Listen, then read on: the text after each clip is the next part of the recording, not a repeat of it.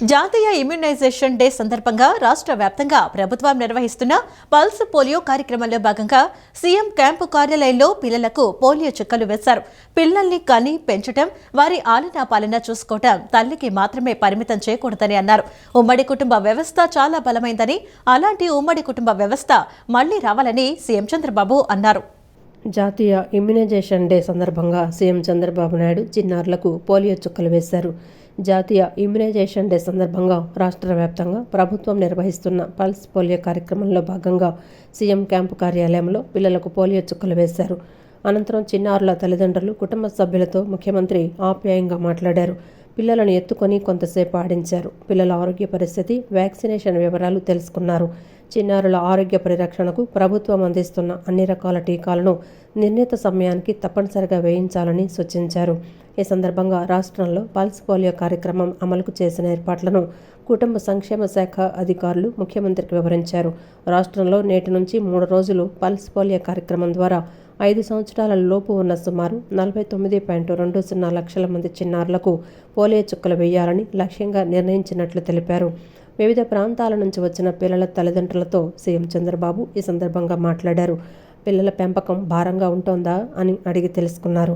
ఉద్యోగానికి, ఉపాధికి వెళుతున్న మహిళలు పిల్లల పెంపకంలో ఎలా సమన్వయం చేసుకుంటున్నారని అడిగారు. ఇంట్లో భర్త, మగవాళ్ళు కూడా పిల్లల పెంపకంలో బాధ్యత తీసుకోవాలని ఈ సందర్భంగా సీఎం అన్నారు. పిల్లల్ని కని పెంచటం, వారి ఆలనా పాలన చూసుకోవటం తల్లికి మాత్రమే పరిమితం చేయకూడదన్నారు. గతంలో ఉమ్మడి కుటుంబాలు ఉంటే పిల్లల పెంపకంలో భాగస్వాములు అయ్యేవారని అన్నారు. పిల్లలను విలువలతో పెంచడంలో నాడు అమ్మమ్మలు, తాతయ్యలు, ఇతర కుటుంబ సభ్యులు ఎంతో ముఖ్యమైన పాత్ర పోషించేవారని గుర్తు చేశారు. ఉమ్మడి కుటుంబ వ్యవస్థ చాలా బలమైనదని, అలాంటి ఉమ్మడి కుటుంబ వ్యవస్థ మళ్లీ రావాలని సీఎం చంద్రబాబు అన్నారు. సంతానాన్ని సమస్యగా, భారంగా చూసే విధానం పోవాలని, సంతానం అంటే సంపద అనే పరిస్థితి వస్తోందని సీఎం అన్నారు. అందుకే 2 అంతకంటే ఎక్కువ మంది పిల్లలుండేలా ప్రభుత్వ పరంగా కూడా ప్రోత్సహిస్తున్నామని సీఎం అన్నారు. ఈ విషయంలో ముందుగా తల్లిదండ్రులకు అవగాహన పెంచే కార్యక్రమాలు చేపడుతున్నట్లు తెలిపారు. ఈ కార్యక్రమంలో కుటుంబ సంక్షేమ శాఖ commissioner, secondary health direction కేవీఎన్ Chakradhar బాబుతో పాటు ఆ శాఖ ఉన్నతాధికారులు, జాతీయ ఆరోగ్య మిషన్ అధికారులు, సిబ్బంది పాల్గొన్నారు. మే నెలలో పాఠశాలలకు వేసవి సెలవులని, ఆ కారణంతోనే గౌరవ వేతనాలు చెల్లింపు ఉండదని ఏపీ ఐటీ విద్యాశాఖ మంత్రి నారా లోకేష్ వివరించారు. జూన్ నెల ఇంకా పూర్తి కాలేదని ఈ సందర్భంగా వైఎస్ జగన్ కు గుర్తు చేశారు. ఎవరి బకాయిల గురించి ఫేక్ ఆరోపణలు చేస్తారో చెప్పాలంటూ వైఎస్ జగన్ ను డిమాండ్ చేశారు. స్మార్ట్ కిచెన్ల ఏర్పాటుతో విద్యార్థులకు మరింత పరిశుభ్రమైన, నాణ్యమైన ప్రమాణాలకు అనుగుణమైన మధ్యాహ్న భోజనం అందిస్తున్నామని వివరించారు. వైసీపీ అధినేత, మాజీ సీఎం వైఎస్ జగన్పై ఆంధ్రప్రదేశ్ ఐటీ విద్యాశాఖ మంత్రి నారా లోకేష్ మరోసారి మండిపడ్డారు. స్మార్ట్ కిచెన్ల ద్వారా ప్రభుత్వ పాఠశాలలో విద్యార్థులకు రుచి, శుచి, శుభ్రతతో కూడిన భోజనం పెడుతుంటే వైఎస్ జగన్ ఓర్వలేకపోతున్నారని ఆగ్రహం వ్యక్తం చేశారు. నేడు రాజధాని అమరావతిలో మంత్రి లోకేష్ మాట్లాడుతూ స్మార్ట్ కిచెన్ల ద్వారా ఉన్నవారితో పాటు అదనంగా మహిళలు, పేదలకు ఉపాధి కల్పిస్తుంటే ఉసూరుమంటున్నారని పేర్కొన్నారు. వైఎస్ఆర్ కడప జిల్లాలో 5 స్మార్ట్ కిచెన్లు పైలట్ ప్రాజెక్టుగా చేపట్టామని వివరించారు. ఈ స్కూళ్ల పరిధిలో పనిచేస్తున్న 233 మంది కుక్ కమ్ హెల్పర్లు యథావిధిగా తమ విధులు నిర్వహిస్తున్నారని తెలిపారు. జిల్లాలో ఏర్పాటు చేయబోతున్న మరో 33 స్మార్ట్ కిచెన్ల పరిధిలో ఏ ఒక్కరి ఉపాధికి ఢోకా లేదన్నారు. పైగా స్మార్ట్ కిచెన్ల నిర్వహణ ద్వారా స్వయం శక్తి సంఘ మహిళలకు 38 మంది హెడ్ కుక్స్, 22 మంది అసిస్టెంట్ కుక్స్, 256 మంది హెల్పర్స్తో పాటు సుమారు 76 మంది డ్రైవర్లకు అదనంగా ఉపాధి కల్పించబోతున్నామని మంత్రి నారా లోకేష్ స్పష్టం చేశారు. రాష్ట్ర వ్యాప్తంగా కొత్తగా ఏర్పాటు చేయబోయే స్మార్ట్ కిచెన్లతో ఉన్నవారితో పాటు అదనంగా వేలాది మందికి ఉపాధి కల్పిస్తుంటే ఎందుకు ఏడుస్తున్నారని వైఎస్ జగన్ను ఆయన నిలదీశారు. పేదలు బాగుపడితే చూడలేరా అంటూ జగన్కు చురకలంటించారు. స్మార్ట్ కిచెన్ల ఏర్పాటుతో వేతనాలు చెల్లించలేదని జగన్ ఆరోపించిన వైఎస్ఆర్ కడప జిల్లాలో పనిచేస్తున్న మొత్తం 3,450 మంది కుక్ కమ్ హెల్పర్లకు ఏప్రిల్ 2026 నెల వరకు గౌరవ వేతనాలు పూర్తిగా చెల్లించామని తెలిపారు. ఆరోగ్యవంతమైన సమాజ నిర్మాణమే అభివృద్ధికి పునాది అని రాష్ట్ర బీసీ ఈడబ్ల్యూఎస్ సంక్షేమ చేనేత మరియు జౌళి శాఖ మంత్రి సవిత అన్నారు. చిన్నారులను పోలియో వ్యాధి నుంచి రక్షించి పోలియో రహిత సమాజాన్ని నిర్మించడమే ప్రభుత్వ లక్ష్యమని తెలిపారు. పోలియో వ్యాధి నిర్మూలన కోసం ప్రతి ఒక్కరూ బాధ్యతగా వ్యవహరించాలని మంత్రి సూచించారు. ఆరోగ్యవంతమైన సమాజ నిర్మాణమే అభివృద్ధికి పునాది అని రాష్ట్ర బీసీ ఈడబ్ల్యూఎస్ సంక్షేమ చేనేత మరియు జౌళి శాఖ మంత్రి సవిత అన్నారు. చిన్నారులను పోలియో వ్యాధి నుంచి రక్షించి పోలియో రహిత సమాజాన్ని నిర్మించడమే ప్రభుత్వ లక్ష్యమని తెలిపారు.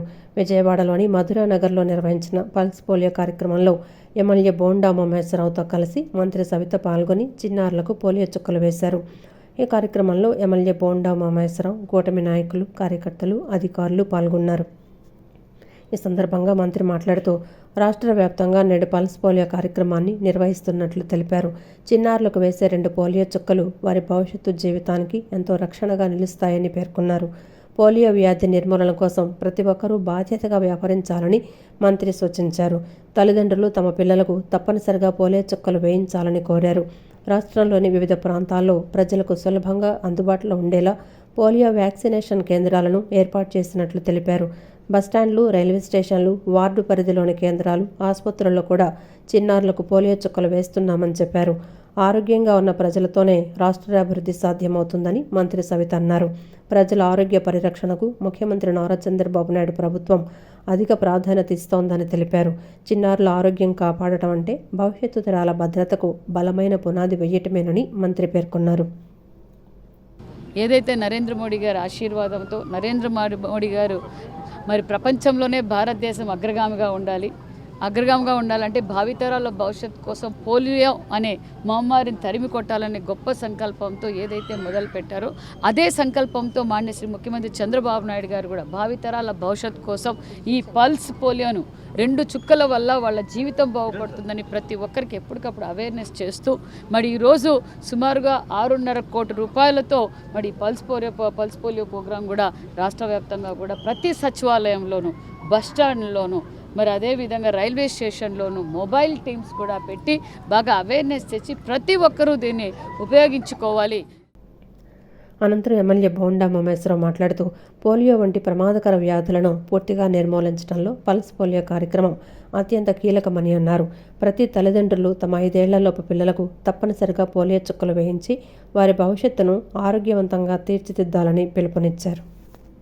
2014లో విభజించిన ఆంధ్రప్రదేశ్లో చంద్రబాబు నాయుడు గారు ముఖ్యమంత్రిగా మొట్టమొదటి బాధ్యతలు చూపించినాక దీన్ని పెద్ద ఎత్తున ప్రచారం కల్పిస్తూ తల్లుల్లో చైతన్యం తీసుకొచ్చి నవజాత శిశువులకి ఎక్కడికక్కడ అంటే వాళ్ళ కంఫర్ట్గా వీళ్ళని తీసుకొచ్చి గవర్నమెంట్ హాస్పిటల్లోనో 5 కిలోమీటర్ల దూరంలోనో పెడతాం కాకుండా వాళ్ళ ఇళ్ళ దగ్గరే ఎన్ని సెంటర్లు కావాలంటే అన్ని సెంటర్లు ఏర్పాటు చేసి ఇవాళ పెద్ద ఎత్తున ఈ పోలియో చుక్కలు అనేది వేయటం వల్ల భారతదేశంలోనూ పోలియో లేకుండా పోయింది, మన ఆంధ్రప్రదేశ్లో కూడా పోలియో లేకుండా పోయింది. అయినా సరే ఈ మహమ్మారి మళ్ళా ఎక్కడా కూడా పుట్టకుండా అన్ని జాగ్రత్తలు కూడా ప్రభుత్వం తీసుకుంటా ఉంది. అధునాతన టెక్నాలజీ నిఘా వల్ల నగరంలో ఎక్కడ గొడవలు చేసినా తప్పించుకోలేరని సెంట్రల్ ఏసీపీ దామోదర్ రౌడీ షీటర్లను హెచ్చరించారు. సత్ప్రవర్తనతో ఉంటూ గంజాయి లాంటి అలవాట్లకు దూరంగా ఉండి రోజువారీ పనులతో ఆర్థికంగా స్థిరపడే వారికి పోలీసుల తరపున ఉపాధి కల్పిస్తూ షీట్లు క్లోజ్ చేసే అవకాశం ఇస్తామన్నారు. అలా కాకుండా రాజకీయ అండ చూసుకుని వైన్ షాపులు, బస్టాండ్ల వద్ద అసాంఘిక కార్యకలాపాలకు లేదా గొడవలకు దిగితే ఏ పార్టీ వారైనా సరే ఉపేక్షించకుండా 100% కఠిన చర్యలు తీసుకుంటామని స్పష్టం చేశారు. సెంట్రల్ ఏసీపీ దామోదర్ ఆధ్వర్యంలో పటమట, మాచవరం, గుణదల పోలీస్ స్టేషన్ల పరిధిలోని రౌడీ షీటర్లకు కౌన్సిలింగ్ నిర్వహించారు. శాంతి భద్రతల పరిరక్షణలో భాగంగా ప్రతి వారం వీరిపై నిఘా ఉంచుతున్నామని, జూన్ నెలలో వీరెవరూ ఎలాంటి గొడవల్లో ఇన్వాల్వ్ కాకపోవడం వారిలో వచ్చిన మార్పునకు నిదర్శనమని ఏసీపీ తెలిపారు. ప్రస్తుతం నగరంలో అధునాతన సీసీ కెమెరాలు, ఎఫ్ఆర్ఎస్ టెక్నాలజీ ఉండటం వల్ల రౌడీ షీటర్లు ఇతర జిల్లాల్లో తిరిగినా కమాండ్ కంట్రోల్ రూమ్కు అలర్ట్ వచ్చేస్తుందని హెచ్చరించారు. ఇప్పుడున్న ఉపాధి అవకాశాలను వాడుకుంటూ రోజువారీ పనులకు వెళుతూ ఆర్థికంగా స్థిరపడాలని, పాత కేసులు క్లోజ్ చేసుకుని ప్రశాంతంగా జీవించాలని సూచించారు. సత్ప్రవర్తనతో ఉండి ఉద్యోగాల నిమిత్తం అత్యవసరమైతే ఇయర్ ఎండింగ్తో సంబంధం లేకుండా సిపి అనుమతితో షీట్స్ క్లోజ్ చేసే అవకాశం కల్పిస్తామన్నారు. అదే సమయంలో రౌడీ షీటర్లు వైన్ షాపులు, బస్టాండ్లు, జంక్షన్ల వద్ద గుంపులుగా చేరి ఈవ్ టీజింగ్ లేదా అసాంఘిక కార్యకలాపాలకు పాల్పడితే కఠిన చర్యలు ఉంటాయని స్పష్టం చేశారు. గంజాయి అలవాటు ఉన్నవారిని గుర్తించి టెస్టులు చేస్తున్నామని, పాజిటివ్ వచ్చిన వారికి రిహాబిలిటేషన్ సెంటర్లు, యోగా క్లాసుల ద్వారా విముక్తి కలిగిస్తున్నామని తెలిపారు. ప్రవర్తన మార్చుకొని మంచిగా జీవించాలనుకునే వారికి పోలీసుల సహాయ సహకారాలు, జాబ్ ఫెసిలిటీస్ ఎప్పుడు ఉంటాయని ఏసీపీ చెప్పారు. అలా కాకుండా రాజకీయ అండ ఉందనే ధీమాతో ఏ పార్టీ వారైనా చట్టాన్ని చేతుల్లోకి తీసుకుని గొడవలకు దిగితే మాత్రం ఎట్టి పరిస్థితుల్లోనూ ఉపేక్షించబోమని, 100% సీరియస్ యాక్షన్ తీసుకుంటామని హెచ్చరించారు. రౌడీ షీటర్స్ మీద నిరంతరం నిఘా ఉంచేసి ఎక్కడ కూడా గొడవలు లేకుండా చేయడం జరుగుతూ ఉంది. ఇప్పుడు మీ అందరి ముంగల అడగడం జరిగింది. లాస్ట్ మంత్లో ఉన్న జనవరి 1 నుంచి, అదే జూన్ 1 నుంచి జూన్ 28వ తారీఖు ఈ నెల వరకు కూడా ఈ ఉన్న మన ఇప్పుడు అటెండ్ అయిన ఈ కేడీలు, డీసీలు, సస్పెక్ట్లు, రౌడీ షీటర్స్ని మనం ఏదైనా కేసులు ఇన్వాల్వ్ అయ్యారా లేదని అడిగితే వాళ్ళు ఒకళ్ళు కూడా మనకి ఇన్వాల్వ్ అయినట్టుగా లేదు. వాళ్ళలో కూడా ప్రవర్తన చేంజ్ అవుతూ ఉంది. ఇంతకుముందు అంటే ఒకప్పుడు అంటే ఈ ఇలాంటి సిచ్యువేషన్లు ఉండే, కానీ ఇప్పుడు ఈ మనకి టెక్నాలజీ పెరగడంతో ఈ యొక్క జాబ్స్ కూడా ఆపర్చునిటీస్ ఎక్కువ రావడంతో కూడా వాళ్ళు కూడా ఈ వర్క్స్ కూడా డెవలప్మెంట్ తోటి ఈ యొక్క కన్స్ట్రక్షన్స్ లేకపోతే ఇంకా అదర్ ఇన్ఫ్రాస్ట్రక్చర్స్ కూడా ఉండటం వలన ఎవరికి వాళ్ళు జాబ్కి వెళ్ళిపోయి కూలికి వెళ్ళిపోయి రోజుకు 1000 రూపాయలు సంపాదించడంతో వాళ్ళకి మన ఫైనాన్షియల్ కూడా వాళ్ళకి ప్రాబ్లం లేకుండా ఉండటంతో గొడవలు కూడా వెళ్ళటం లేదు. ఉన్న కేసులు కూడా క్లోజ్ చేయించుకోమని చెప్పేసి వాళ్ళని జాగ్రత్తగా ఉండమని చెప్పడం జరుగుతూ ఉంది. ప్రధాని మోదీ ఆధ్వర్యంలో దేశం అభివృద్ధి పదంలో ముందుకు వెళుతోందని, గత 12 ఏళ్లలో దేశ ఆర్థిక వ్యవస్థ ఎంతో మెరుగుపడిందని ఎమ్మెల్యే సుజనా చౌదరి కొనియాడారు. యువత ఉద్యోగాల కోసం ఎదురు చూడకుండా ఉద్యోగాలు ఇచ్చే స్థాయికి ఎదగాలని, ఇందుకోసం ఎంఎస్ఎంఈలను ఉపయోగించుకుని పారిశ్రామికవేత్తలుగా మారాలని సూచించారు. వచ్చే ఎన్నికల్లో కూటమి ఏకగ్రీవంగా గెలిచేలా అందరూ కలిసికట్టుగా పనిచేయాలని ఆయన పిలుపునిచ్చారు. విజయవాడ పశ్చిమ నియోజకవర్గంలో కూటమి ప్రభుత్వ 2 ఏళ్ల వేడుకలు ఘనంగా నిర్వహించారు. ఈ కార్యక్రమంలో కూటమి నేతలతో కలిసి ఎమ్మెల్యే సుజనా చౌదరి పాల్గొన్నారు. ఈ సందర్భంగా ఆయన మాట్లాడుతూ, ప్రధాని మోదీ ఆధ్వర్యంలో దేశం అభివృద్ధి పథంలో ముందుకు వెళుతోందని, గత 12 ఏళ్లలో దేశ ఆర్థిక వ్యవస్థ ఎంతో మెరుగుపడిందని కొనియాడారు. ప్రభుత్వ ఫలాలు చివరి లబ్ధిదారు వరకు చేరాలన్నదే మోదీ అభిమతమని చెప్పారు. గత ఎన్నికల్లో తాను పశ్చిమ నియోజకవర్గం నుండి 47,000 ఓట్ల మెజారిటీతో గెలిచానని గుర్తు చేస్తూ, వచ్చే ఎన్నికల్లో కూటమి ఏకగ్రీవంగా గెలిచేలా అందరూ కలిసికట్టుగా పనిచేయాలని పిలుపునిచ్చారు. పశ్చిమ నియోజకవర్గాన్ని ఒక ప్రయోగశాలగా మార్చడమే తన లక్ష్యమని, ఎమ్మెల్యేగా తన బాధ్యతను సక్రమంగా నెరవేరుస్తున్నానని సుజనా చౌదరి స్పష్టం చేశారు. కేంద్ర రాష్ట్ర ప్రభుత్వాల సహకారంతో నియోజకవర్గంలో అనేక అభివృద్ధి పనులు చేస్తున్నామని, అందులో భాగంగా తాగునీటి పైపులైన్ల పనులు చేపట్టామన్నారు. మహిళల ఆరోగ్యం కోసం మొబైల్ బస్సులను ఏర్పాటు చేసి ముందస్తు ఆరోగ్య పరీక్షలు చేయిస్తున్నామని తెలిపారు.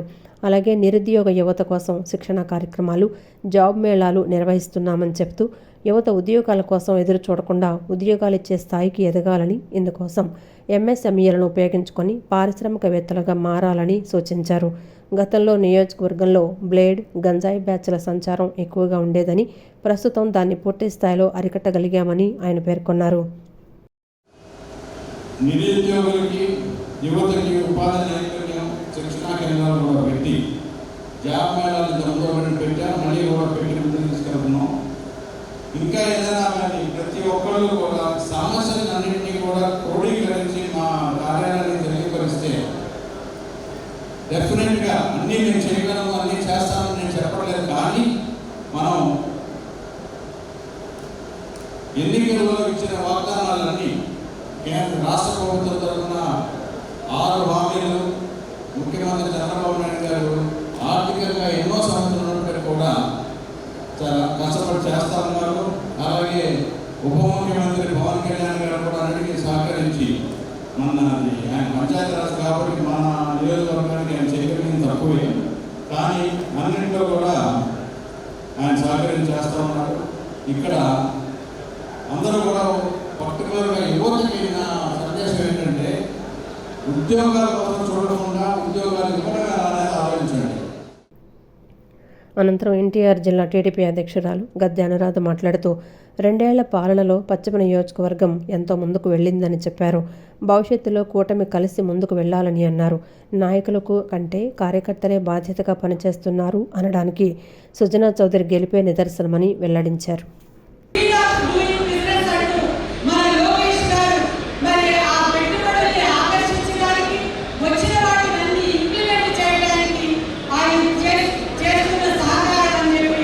మన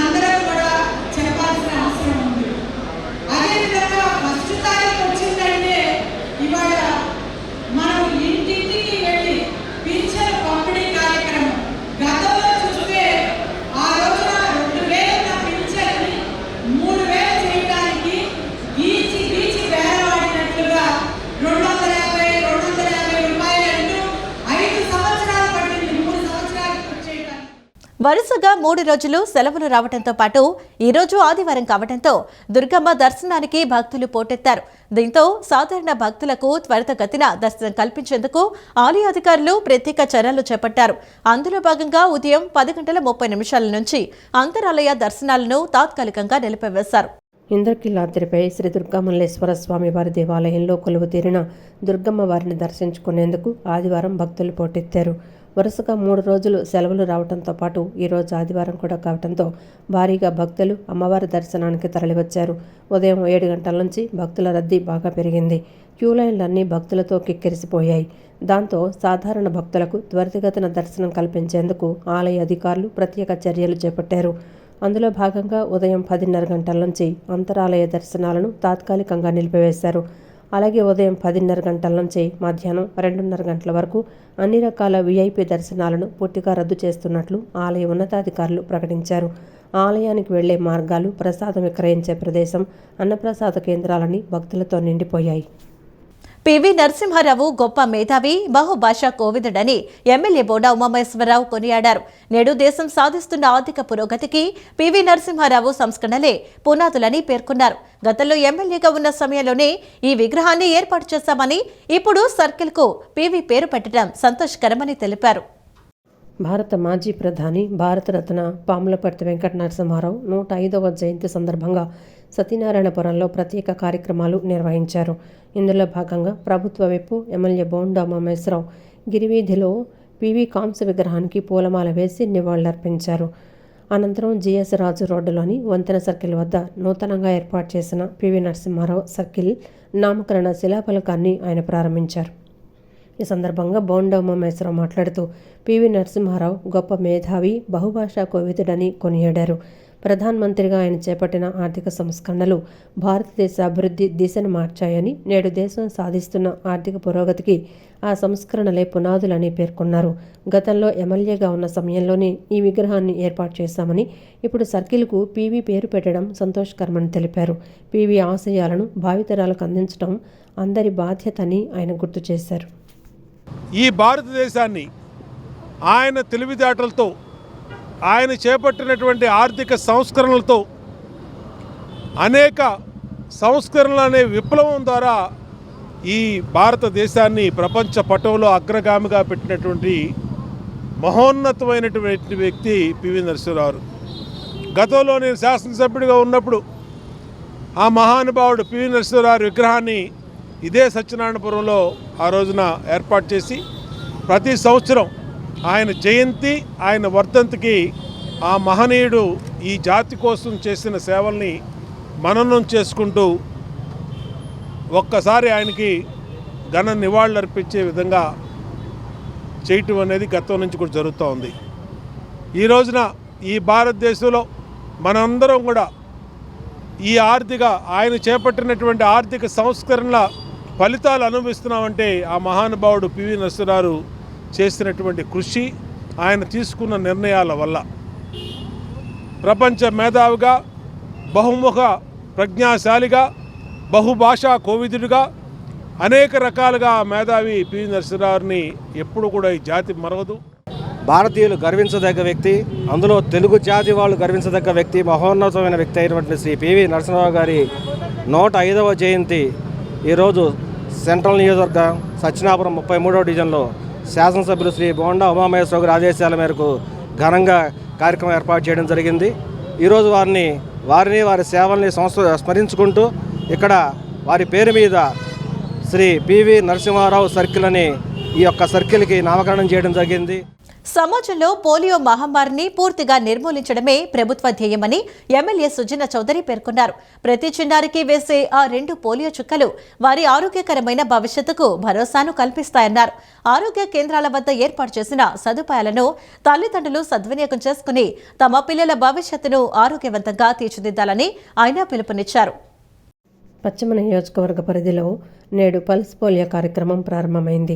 ఈ కార్యక్రమాన్ని పశ్చిమ ఎమ్మెల్యే సుజన చౌదరి ముఖ్య అతిథిగా హాజరై ప్రారంభించారు. హెచ్బీ కాలనీలోని ప్రాథమిక ఆరోగ్య కేంద్రంలో ఏర్పాటు చేసిన ప్రత్యేక శిబిరంలో ఆయన స్వయంగా చిన్నారులకు పోలియో చుక్కలను అందించారు. ఈ సందర్భంగా ఏర్పాటు చేసిన కార్యక్రమంలో ఎమ్మెల్యే సుజనా చౌదరి మాట్లాడుతూ సమాజంలో పోలియో మహమ్మారిని పూర్తిగా నిర్మూలించడమే ప్రభుత్వ ధ్యేయమని స్పష్టం చేశారు. పోలియో వంటి ప్రమాదకర వ్యాధుల నుంచి చిన్నారులను కాపాడుకోవడంలో ఈ కార్యక్రమం అత్యంత కీలక పాత్ర పోషిస్తుందని ఆయన అభిప్రాయపడ్డారు. ప్రతి చిన్నారికి వేసే ఆ 2 పోలియో చుక్కలు వారి ఆరోగ్యకరమైన భవిష్యత్తుకు భరోసాను కల్పిస్తాయన్నారు. ఏ ఒక్క బిడ్డ కూడా ఈ వ్యాధి బారిన పడకుండా చూడాల్సిన బాధ్యత మనందరిపై ఉందని ఆయన పేర్కొన్నారు. అనంతరం తల్లిదండ్రులకు ఆయన కీలక సూచనలు చేశారు. 5 ఏళ్ల లోపు వయసున్న ప్రతి చిన్నారికి గతంలో చుక్కలు వేయించినా సరే ఈసారి తప్పనిసరిగా పోలియో చుక్కలు వేయించాలని కోరారు. ఆరోగ్య కేంద్రాల వద్ద ఏర్పాటు చేసిన సదుపాయాలను తల్లిదండ్రులు సద్వినియోగం చేసుకుని తమ పిల్లల భవిష్యత్తును ఆరోగ్యవంతంగా తీర్చిదిద్దాలని ఆయన పిలుపునిచ్చారు. నేషనల్ పల్స్ పోలియో డే సందర్భంగా మన primary health centre urban primary health సెంటర్లో పిల్లలకి పోలియో డ్రాప్స్ వేయటం జరిగింది. దాంతోపాటు అన్ని అర్బన్ హెల్త్ సెంటర్స్లోనూ ప్రైమరీ హెల్త్ సెంటర్స్లో కూడా భారీ ఎత్తున పల్స్ పోలియో డ్రాప్స్ వేపిస్తూ ఉన్నాం. కాబట్టి పోలియోని ఎరాడికేట్ అయినప్పటికీ మనం చాలా జాగ్రత్తగా ఉండవలసిన అవసరం ఎంతైనా ఉంది. ప్రజలందరూ కూడా అప్రమత్తంగా ఉండి పిల్లలందరికీ కూడా డ్రాప్ చేయించుకోమని చెప్పి ఈ సందర్భంగా చెప్తాం. నూతన రాజ్యసభ సభ్యులుగా ఎన్నికైన లింగమనేని రమేష్ దుర్గమ్మను దర్శించుకున్నారు. ఈ సందర్భంగా ఆలయానికి విచ్చేసిన ఆయనకు ఆలయ చైర్మన్ రాధాకృష్ణ గాంధీ ఘన స్వాగతం పలికారు. అనంతరం ఆలయ సంప్రదాయం ప్రకారం రాజ్యసభ సభ్యులకు అమ్మవారి ప్రత్యేక దర్శన ఏర్పాట్లను చైర్మన్ స్వయంగా పర్యవేక్షించారు. ఆలయ గర్భాలయంలో అమ్మవారిని దర్శించుకున్న లింగమనేని రమేష్ కు వేద పండితులు ఆశీర్వచనాలు అందజేశారు. అనంతరం అమ్మవారి లడ్డూ ప్రసాదాన్ని అమ్మవారి చిత్రపటాన్ని అందజేశారు. విద్యా వ్యవస్థలో పారదర్శకత, జవాబుదారీతనం మరియు అర్థవంతమైన సంస్కరణలను తీసుకురావాలనే లక్ష్యంతో కన్స్యూమర్ రైట్స్ కౌన్సిల్ పనిచేస్తుందని కన్స్యూమర్ రైట్స్ కౌన్సిల్ జాతీయ అధ్యక్షులు వికాస్ పాండే, నేషనల్ అధికార ప్రతినిధి Avinash, state vice president Mahanti Vasu తెలిపారు. సొసైటీ రిజిస్ట్రేషన్ చట్టం ప్రకారం విద్యా సంస్థలు అనేవి లాభాపేక్ష లేనివిగా సాగాలని, కానీ ప్రస్తుతం కార్పొరేట్ విద్యా సంస్థలు దీనిని డబ్బు సంపాదించే వ్యాపారంగా మార్చాయన్నారు. విద్యారంగ సమస్యలపై కన్స్యూమర్ రైట్స్ కౌన్సిల్ నిరసనలు శాంతియుతంగా వినతి పత్రాల రూపంలో జరుగుతున్నప్పటికీ ప్రభుత్వం స్పందించి తగిన చర్యలు తీసుకోకపోతే భవిష్యత్తులో ఆమరణ నిరాహార దీక్షలకు కూడా వెనుకాడబోమని హెచ్చరించారు. విద్యా వ్యవస్థలో పారదర్శకత, జవాబుదారీతనం మరియు అర్థవంతమైన సంస్కరణలను తీసుకురావాలనే లక్ష్యంతో కన్జ్యూమర్ రైట్స్ కౌన్సిల్ ఆధ్వర్యంలో విద్యా సంస్కరణలపై చర్చా సమావేశం జరిగింది. ఈ సమావేశంలో కన్జ్యూమర్ రైట్స్ కౌన్సిల్ జాతీయ అధ్యక్షులు వికాస్ పాండే, నేషనల్ అధికార ప్రతినిధి Avinash, state vice president Mahanti Vasu మాట్లాడారు. విద్యారంగంలో జరుగుతున్న అవినీతి మరియు మాఫియా పోకడలకు వ్యతిరేకంగా national movement against corruption in education system అనే ఉద్యమాన్ని గత 2 నెలల క్రితం ప్రారంభించడం జరిగిందన్నారు. అయితే 2016 నుండి ఈ పోరాటం కొనసాగుతోందన్నారు. సొసైటీ రిజిస్ట్రేషన్ చట్టం ప్రకారం విద్యా సంస్థలు అనేవి లాభాపేక్ష లేనివిగా సాగాలి, కానీ ప్రస్తుతం కార్పొరేట్ విద్యా సంస్థలు దీనిని డబ్బు సంపాదించే వ్యాపారంగా మార్చాయన్నారు. 4వ, 5వ తరగతుల నుంచే ఐఐటి, మెడికల్ ఫౌండేషన్ల పేరుతో కార్పొరేట్ పాఠశాలలు లక్షలాది రూపాయలు ఫీజులు వసూలు చేస్తున్నాయని, దీనివల్ల చిన్న వయసులోనే పిల్లలపై ఒత్తిడి పెరిగి బ్రెయిన్ డెడ్ అవ్వటం, ఆత్మహత్యలకు దారితీయటం జరుగుతోందన్నారు. ఈ సమస్యలపై దేశ ప్రధానికి, కేంద్ర విద్యాశాఖ మంత్రి ధర్మేంద్ర ప్రధాన్కి, ఏపీ ముఖ్యమంత్రి నారా చంద్రబాబు నాయుడు మరియు నారా లోకేష్కు వినతిపత్రాలు సమర్పించడం జరిగిందని చెప్పారు. విద్యా వ్యవస్థ అంటే ఎవరైనా స్టార్ట్ చేయాలి అనుకుంటే ఫస్ట్ ఏంటంటే సొసైటీ రిజిస్ట్రేషన్ చేసుకోవాలి. ఈ విద్యా వ్యవస్థ రన్ చేస్తూ డబ్బు సంపాదించడానికి అంటే ఇది మన ప్రదేశంకి, మన దేశంకి దుర్భాగ్యం. విద్యా వ్యవస్థ డబ్బు సంపాదన చేయడం కోసం కాదు, సోషల్ సర్వీస్ చేయడం కోసం. ఎందుకంటే as per society act registration చేయడం జరుగుతుంది. మెయిన్లీ గవర్నమెంట్తో కొన్ని డిమాండ్ చేయడం జరిగింది. ఫస్ట్ డిమాండ్ మనం ఏం చేశానంటే ఈ స్కూల్ టైమింగ్స్. ఈరోజు మన తెలుగు ప్రదేశంలో చూస్తే, తెలుగు రాష్ట్రంలో అంటే ఏపీ అండ్ తెలంగాణలో మనం చూస్తే మార్నింగ్ 8-8:30 నుంచి స్కూల్ స్టార్ట్ అవుతుంది, ఈవినింగ్ 6:30, 7:30 వరకు కూడా స్కూల్ రన్ అవుతుంది. అంటే 12 to 13 hours వరకు కూడా ఈ స్కూల్ రన్ చేయడం జరుగుతుంది. దానివల్ల స్టూడెంట్స్కి లైఫ్ మొత్తం స్పాయిల్ అయిపోతుంది అండి. అంటే వాళ్ళు స్టూడెంట్స్ కాదు, వాళ్ళు ఒక పెయిన్ గెస్ట్ లాగా ఇంటికి వెళ్ళి స్టే చేస్తున్నారు. ఈరోజు ఎడ్యుకేషన్ సిస్టమ్ పిల్లల్లో ఖచ్చితంగా మనకి confidence, at the same time creativity develop చేయాలి తప్ప వాళ్ళకి ఒక kind of fear and at the same time invisible kind of competition వాళ్ళు పిల్లల్లోని చాలా డెవలప్ చేస్తున్నారు. 5th స్టాండర్డ్ 6th స్టాండర్డ్ స్టూడెంట్స్కి వాళ్ళు NEET, IIT, JEE, civils training పెడుతున్నారు. కొన్ని స్కూల్స్లో అయితే ఫస్ట్ స్టాండర్డ్ నుంచే స్టార్ట్ చేశారు. వాళ్ళకి దాని మెయిన్ తాత్పర్యం ఏంటో తెలీదు. సో ఫస్ట్ ఆఫ్ ఆల్ వాళ్ళకి ABCDs, at the same time ఒక sentence formation, English communication skills. చాలామంది స్కూల్స్లో, ఎన్నో ఇంటర్నేషనల్ స్కూల్స్లో కూడా సరిగ్గా ఇంగ్లీష్లో ఒక ఎలక్యూషన్ కాంపిటీషన్లో మాట్లాడమంటే మాట్లాడలేరు. ఉన్న రోజుల్లో ఎంతో బాగుండేవాళ్ళు, అందరూ ఆరోగ్యంగా ఎంతో హెల్తీగా ఉండి అంతా ఆడుకుని పాడుకుని చేసుకున్న రోజుల్లో, ఈ రోజుల్లో డబ్బు ఫీజులు ఎక్కువ చెల్లిస్తూ కూడా ఒక చిన్న గదుల్లోనే మగ్గిపోతున్నటువంటి పరిస్థితి, విద్యార్థులు మగ్గిపోతున్న పరిస్థితి వచ్చింది ఈ రోజున. అలాగే రాష్ట్ర ప్రభుత్వానికి, కేంద్ర ప్రభుత్వానికి విజ్ఞప్తి చేస్తూ ఉన్నాం. 140 కోట్ల మంది ఉన్నటువంటి భారతదేశంలో ఎంతమంది దేశానికి ఒలింపిక్స్లో కానీ, నేషనల్ కానీ, ఇంటర్నేషనల్గా ఒలింపిక్స్లో కానీ, క్రీడల్లో ఎంతమంది పథకాలు తెస్తున్నారని చెప్పి ఆలోచించాలని కోరుతూ ఉన్నాం. అదే 10 లక్షల మంది ఉన్న జనాభా, 20 కోటి మంది ఉన్న జనాభా కొన్ని పథకాలు తెస్తూ దేశానికి పేరు తెస్తూ ఉన్నాయి. అలాగే ఈ విద్యా వ్యవస్థల్లో మార్పు రానంత వరకు ఈ పథకాలు కానీ, ఈ వ్యవస్థ కానీ మారదు. రాష్ట్ర పర్యాటక సాంస్కృతిక శాఖ మంత్రి కందుల దుర్గేష్ ఆదివారం తిరుమల శ్రీ వెంకటేశ్వర స్వామిని దర్శించుకున్నారు. నిడదవోలు నియోజకవర్గ జనసేన నేతలతో కలిసి ఆయన స్వామివారి సేవలో పాల్గొన్నారు. ఈ సందర్భంగా మంత్రి మాట్లాడుతూ ముఖ్యమంత్రి చంద్రబాబు నాయుడు, ఉప ముఖ్యమంత్రి పవన్ కళ్యాణ్ నాయకత్వంలో ఆంధ్రప్రదేశ్ అన్ని రంగాల్లో అభివృద్ధి చెందాలని, రాష్ట్రం సుభిక్షంగా ఉండాలని స్వామివారిని కోరుకున్నట్లు తెలిపారు. ఉప ముఖ్యమంత్రి పవన్ కళ్యాణ్ చేపట్టిన చాతుర్మాస దీక్ష దిగ్విజయంగా పూర్తి కావాలని, రాష్ట్ర ప్రజల ఆకాంక్షలకు అనుగుణంగా అమరావతి నిర్మాణం వేగంగా పూర్తి కావాలని భగవంతుడిని ప్రార్థించినట్లు ఆయన పేర్కొన్నారు.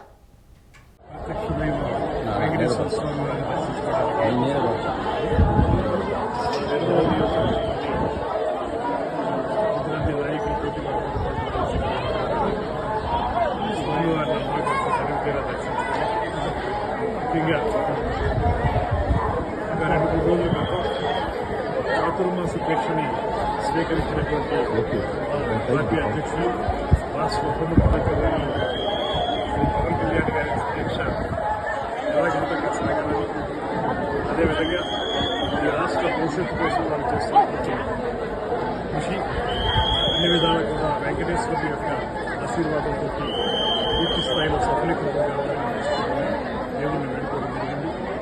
అదేవిధంగా ఈ రాష్ట్రం అన్ని రంగాల్లోనూ కూడా సుభిక్షంగా గ్రంథాలయాలను పరిరక్షించుకోవాల్సిన బాధ్యత ప్రతి ఒక్కరిపై ఉందని రాష్ట్ర గ్రంథాలయ పరిషత్ చైర్మన్ గోనగుంట్ల కోటేశ్వరరావు పేర్కొన్నారు.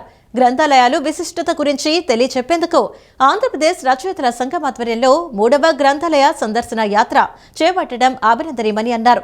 గ్రంథాలయాలు ప్రాముఖ్యతను నేటి తరాలకు, రాబోయే తరాలకు తెలియచెప్పాలని ఆయన పిలుపునిచ్చారు. ఆంధ్రప్రదేశ్ రచయితల సంఘం ఆధ్వర్యంలో 3వ గ్రంథాలయ సందర్శన యాత్ర విజయవాడలోని బుక్ ఫెస్టివల్ సొసైటీ గ్రంథాలయం నుండి ప్రారంభమైంది. ఈ యాత్రను ఎన్టీఆర్ జిల్లా కలెక్టర్ లక్ష్మీసా జెండా ఊపి ప్రారంభించారు. అనంతరం రాష్ట్ర గ్రంథాలయ పరిషత్ చైర్మన్ గోనుగుంట్ల కోటేశ్వరరావు మాట్లాడుతూ రచయితలందరూ కలిసి విజయవాడలోని 4 గ్రంథాలయాలు సందర్శిస్తారని చెప్పారు. గ్రంథాలయాలు విశిష్టత గురించి తెలియచెప్పేందుకు ఈ కార్యక్రమం దోహదపడుతుందని వెల్లడించారు. గ్రంథాలయ ప్రాధాన్యత కోల్పోతున్న తరుణంలో ఇలాంటి సందర్శనల ద్వారా గ్రంథాలయాలకు పూర్వ వైభవం వస్తుందన్నారు. సమాజంలో గ్రంథాలయాల పాత్ర కీలకమన్నారు. భావితరాల కోసం గ్రంథాలయాలను పరిరక్షించుకోవాలని సూచించారు. గ్రంథాలయాల యొక్క ప్రాధాన్యతను తగ్గిపోతున్నటువంటి సమయంలో తగ్గిపోకూడదు. గ్రంథాలయాలు దేవాలయానికి ఏ విధంగా ప్రతిరోజు వెళ్తుంటామో అదేవిధంగా గ్రంథాలయాలకు కూడా వెళ్ళాలని చెప్పేసి ఈ రచయితల యొక్క ఈ యొక్క కార్యక్రమాన్ని చేస్తున్నటువంటి రచయితలందరూ కూడా నేను మనస్ఫూర్తిగా రాష్ట్ర ప్రభుత్వం తరపున నేను వారికి ధన్యవాదాలు తెలియజేస్తూ ఉన్నాను. ఇది అందరి బాధ్యత. సమాజం కోసం గ్రంథాలయాలు ఎంత ప్రాధాన్యత ఉన్నదో ఆ యొక్క ప్రాముఖ్యతను తెలియజేయడానికి ఇంతమంది చూశారు కదా. పెద్దవాళ్ళు 60 సంవత్సరాలు, 70 సంవత్సరాలు, 80 సంవత్సరాలు ఉన్నవాళ్ళు కూడా భావితరాల కోసం, వారి భవిష్యత్తు కోసం ఈ గ్రంథాలయ యొక్క సందర్శన చేయడం. అనంతరం సాహితీవేత్త వేముల హజరత్తయ్య గుప్తా మాట్లాడుతూ గ్రంథాలయం ద్వారా విజ్ఞాన సముపార్జన పెరుగుతుందన్నారు. టెక్నాలజీ కారణంగా గ్రంథాలయాలకు వెళ్లే వారి సంఖ్య తగ్గిపోతోందని ఆందోళన వ్యక్తం చేశారు. కానీ ఈ యాత్ర పెట్టడం వల్ల కొంతవరకు అవగాహన పెరిగేటువంటి అవకాశం ఉంది. పెద్దలో మంచి సూక్తి చెప్పారు.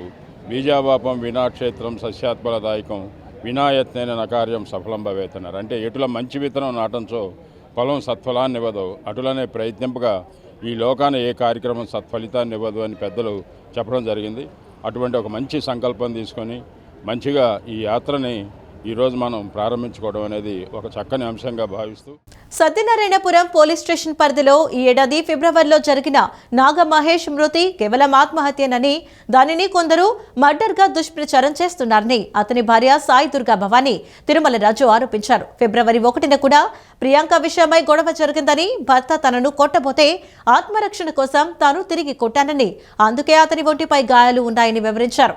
ఆ తర్వాత తాను పోలీస్ స్టేషన్కు వెళ్లి వచ్చేసరికి భర్త ఆత్మహత్య చేసుకున్నాడని, పోస్ట్ మార్టం రిపోర్ట్లోనూ ఉరి వేసుకోవడం వల్లే చనిపోయినట్లు స్పష్టంగా ఉందన్నారు.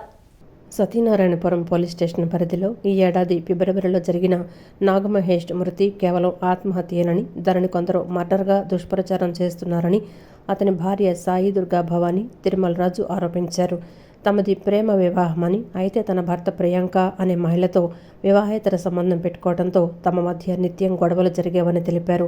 ఫిబ్రవరి 1న కూడా ప్రియాంక విషయమై గొడవ జరిగిందని, భర్త తనను కొట్టబోతే ఆత్మరక్షణ కోసం తాను తిరిగి కొట్టానని, అందుకే అతని ఒంటిపై గాయాలున్నాయని వివరించారు. ఆ తర్వాత తాను పోలీస్ స్టేషన్కు వెళ్లి వచ్చేసరికి భర్త ఆత్మహత్య చేసుకున్నాడని, పోస్టుమార్టం రిపోర్టులోనూ ఉరివేసుకోవటం వల్లే చనిపోయినట్లు స్పష్టంగా ఉందన్నారు. తనకు ఎలాంటి అక్రమ సంబంధాలు లేవని, భర్త చేసే ఇంటీరియర్ డిజైనింగ్ పని వల్లే కారులో సుత్తి ఉందని ఆమె స్పష్టం చేశారు. భర్త నడిపిన చిట్టీల వ్యవహారంలో వాళ్ళ అక్క జోక్యం చేసుకుని ఆస్తి గొడవల కోసమే తనపై కావాలని తప్పుడు ప్రచారం చేస్తోందని భార్య దుర్గా భవానీ ఆవేదన వ్యక్తం చేశారు. నాగమహేష్ వైఫ్ని నేనే. నాగమహేష్కి నాకు 2023 నుంచి రిలేషన్షిప్ ప్రాబ్లమ్స్ ఉన్నాయి. తనకు అక్రమ సంబంధం ఉంది. ఆ అమ్మాయిని సింగినగర్లో 2023 నుంచి కాపురం పెట్టాడు. గత 4 ఏళ్ళుగా మా ఇద్దరి మధ్య గొడవలు జరుగుతూనే ఉన్నాయి. 498 కేసు పెట్టాను. తను కొట్టినప్పుడల్లా ప్రతిసారి పిఎస్కి వెళ్ళి కంప్లైంట్ ఇస్తూనే ఉన్నాను. ఆ కంప్లైంట్ లెటర్స్ మొత్తం నా దగ్గర ఉన్నాయి. ఇప్పుడు నా హస్బెండ్ ఆ అమ్మాయి తను ఎవరితో సంబంధం పెట్టుకున్నాడో ఆ అమ్మాయి వేరే పెళ్లి చేసుకుని వెళ్ళిపోయిన కారణంగా డిప్రెషన్కి గురయ్యాడు. గత 2 నెలలుగా డిప్రెషన్లోనే ఉంటున్నాడు. తర్వాత పెళ్లి చేసుకున్న అమ్మాయిని కూడా వెళ్ళి తీసుకొని వచ్చాడు. ఆ ప్రూఫ్స్ కూడా నా దగ్గర ఉన్నాయి. ఆ అమ్మాయి మళ్ళీ వెళ్ళిపోయింది 1 మంత్ తింటూ ఉండి. ఆ డిప్రెషన్ కారణంగా నన్ను హెరాస్ చేస్తూ కొడుతున్నాడు. చనిపోయే ముందు రోజు కూడా మా ఇద్దరికి చాలా పెద్ద గొడవైంది. నన్ను గట్టిగా గొంతు పిసికేసి చంపైపోయాడు. ఆ క్రమంలో మా ఇద్దరికి ఘర్షణలాట జరిగింది. నేను తన మీద మూతి మీద కొట్టాను ఫోన్తో. నన్ను నేను కాపాడుకునే ప్రయత్నంలో మాత్రమే. తర్వాత నేను మా ఇంటికి వచ్చేసాను. స్టేషన్కి వెళ్ళాను. కానీ నెక్స్ట్ డే పొద్దున వెళ్ళి చూస్తే హ్యాంగ్ చేసుకుని ఉన్నాడు. వాళ్ళ అక్కకి వాళ్ళ చెల్లికి అందరికీ చెప్పాను. కానీ వాళ్ళు నేను చంపానని చెప్పి ఒక ఎలిగేషన్ వేసి మర్డర్ చేసిందని చెప్పి అన్ని న్యూస్ ఛానల్స్కి ఎక్కి ఇన్స్టాగ్రామ్ ఇన్ఫ్లుయెన్సర్స్కి అందరికి ఎక్కి నేను అక్రమ సంబంధం పెట్టుకొని వాళ్ళ తమ్ముడిని చంపేసిన ఎలిగేషన్ వేశారు. కానీ నాకు ఏ అక్రమ సంబంధము లేదు, ఏది లేదు. ఎవరు ఎంక్వైరీ చేసుకున్నా అన్ని ఎంక్వైరీకి నేను సపోర్ట్ చేస్తాను. నా దగ్గర తన అఫైర్స్ గురించి అన్నీ నా దగ్గర ప్రూఫ్ ఉన్నాయి.